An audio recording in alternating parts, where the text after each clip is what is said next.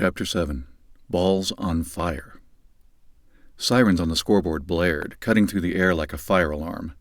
The urgency was crystal clear to everyone around me. Except me. I stood there, zoning out, until a voice snapped me back. "Keep chilling, Coach Myers," Josh, the special teams coordinator, yelled as he bumped past me. "Get some goddamn balls in the air." That was my job. I was supposed to be set up already, using the jugs machine to launch footballs for the punt returners to practice catching. It was pre-practice, and my role was to get them reps. Instead, I was caught flat-footed, starting my first day like a rookie. I snapped out of it and sprinted to where I was supposed to be. Josh shot me a look as he ran toward the returners. "You better stop chilling and get your ass where you need to be, like your balls are on fire.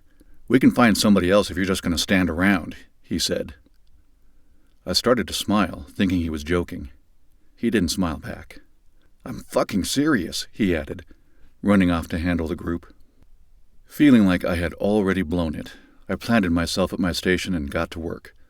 The jugs machine hummed as I launched ball after ball into the air, watching the returners track and catch each one. I pulled the practice script out of my pocket during a quick break. The script was the master schedule for the entire practice, detailing where I needed to be, the focus for each period, and any special instructions. It was my lifeline. The scoreboard kept everyone on track by breaking practice into 5-minute periods. A 20-period practice meant 100 minutes on the field. Anything before the periods officially started was pre-practice, a warm-up for the controlled chaos to come. The whistle blew, and all the players sprinted to the middle of the field for stretching and warm-ups. I used the moment to review the script again. I was the assistant defensive backs coach, and the first period was dedicated to individual drills. The script said, balls and cones. Simple enough. I made sure our area was ready. "Thanks, Coach Myers," the defensive backs coach called out as we got started, just before the siren signaled the official start of the period. We had both cornerbacks and safeties in our group, and we were loaded with veterans, 4 or 5 seniors, all experienced and confident. They were led by a sharp, seasoned defensive backs coach who knew his stuff inside and out. I was in the perfect position to learn. My role was to support him and make sure he had everything he needed to get the most out of the players. That meant setting up cones, positioning tackling dummies, and throwing passes for the defensive backs to intercept. I enjoyed that part. Playing catch was one of my favorite things growing up. I had soft hands and a strong arm. Not a quarterback arm, but I could spin a tight spiral with some velocity behind it. So, when we needed a deep ball to a safety, a cornerback in a deep third, or someone to simulate a deep pass, I threw it. The energy in our group was electric, even without me needing to hype anyone up. But I connected with some of the players right away.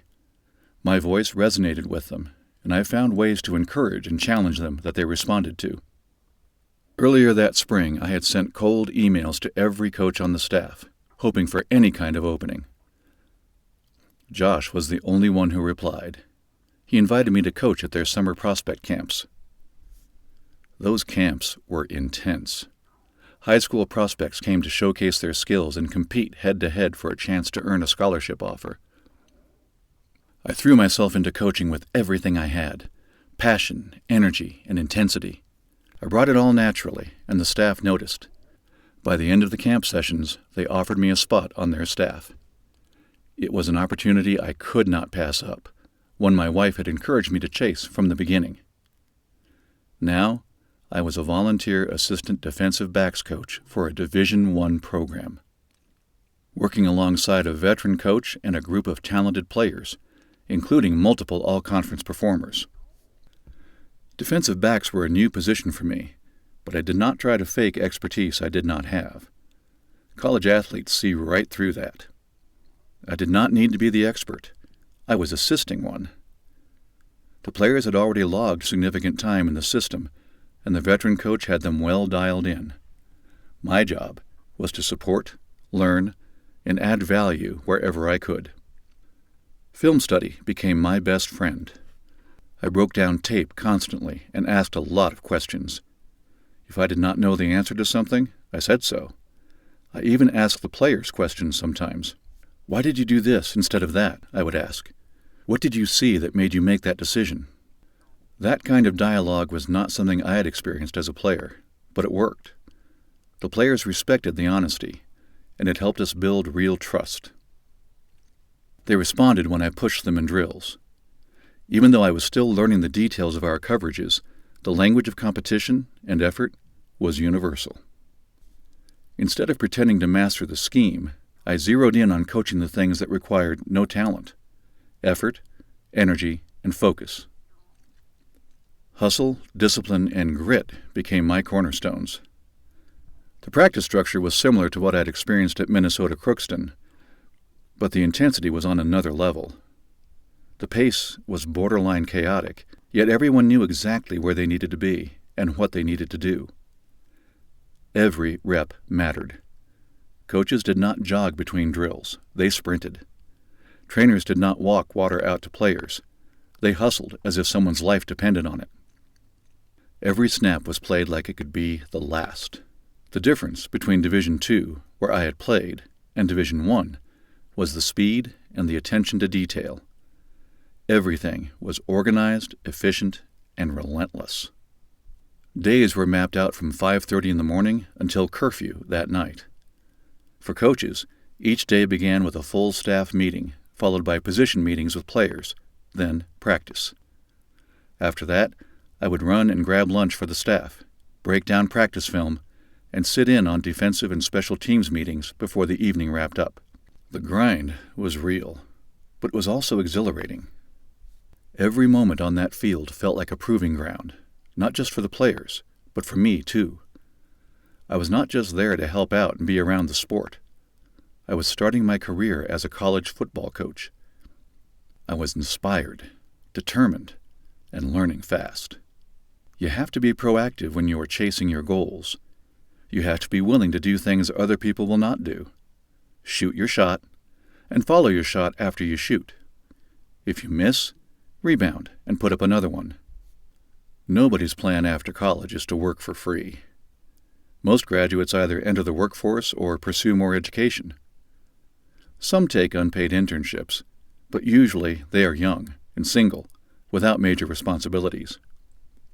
I was a newlywed and a young father. The sacrifices Victoria and I made were significant, the kind that test how badly you really want the thing you think you want. College football is an incredibly competitive industry. Breaking in at the Division I level is like trying to thread a needle, blindfolded. Earning a paid opportunity with few connections seemed nearly impossible. But then again, so had playing college football with MS. I was not the type to back down from a challenge. I just needed a chance. There were approximately 250 Division I programs in 2010.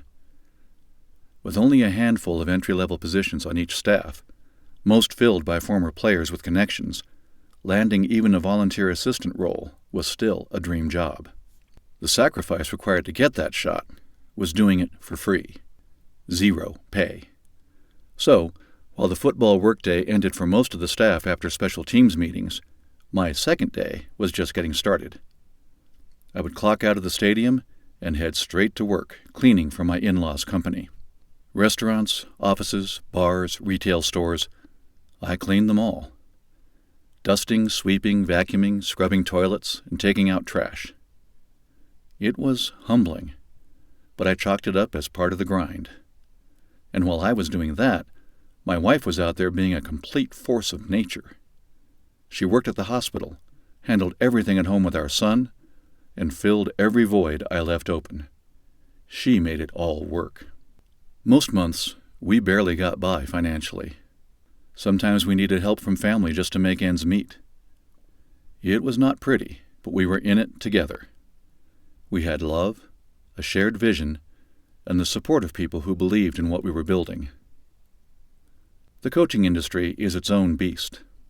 Many of the coaches you have heard of, including Nick Saban and Urban Meyer, started out just like I did, volunteering, working as graduate assistants, or taking jobs for laughable pay. Most of them were not balancing fatherhood and marriage at the same time, though.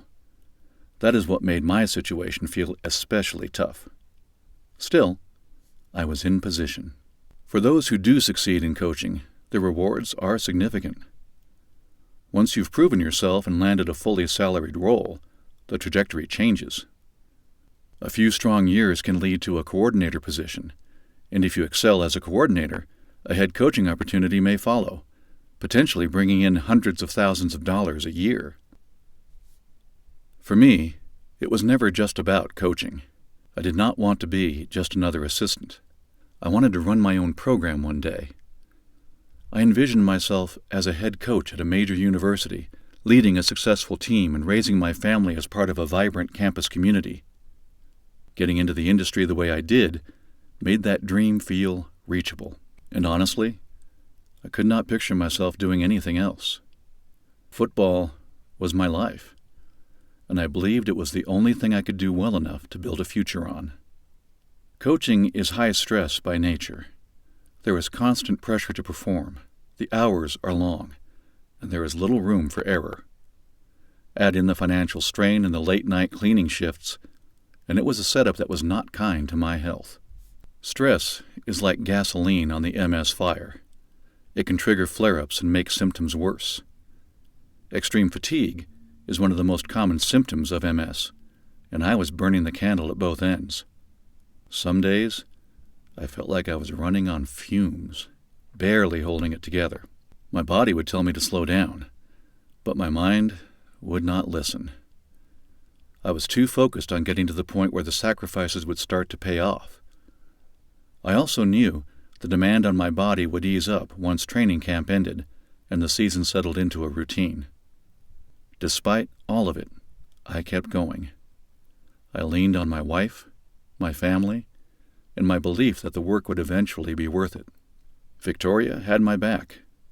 Our family supported us, and I knew there was more for me in this sport.